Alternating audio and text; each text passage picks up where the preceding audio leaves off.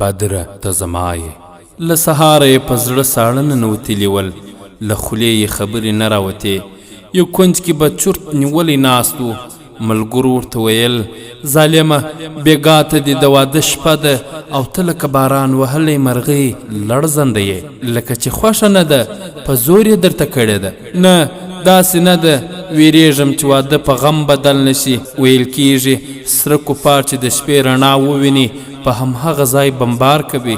واده تیر شو، شپه پخه شوه او د واده ستړي کوربانه په خواږه خوب داسې ویده شول چې بیا به هیڅکله راپورته نشي. یوه کلیوال په غرېو نیولي غږ کومې رادیو ته وویل د شپې جیټ راغلل، 3 بمونه یې وغورځول او لاړل.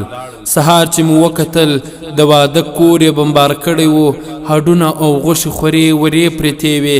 نه پېژندل کېدل چې دا هډ د چا دی او ها غوښه د چا ده. د ناوې مړوند مو له دې وپېژند چې په نکریزو یې پرې لیکلي وه بدره ته زما یې.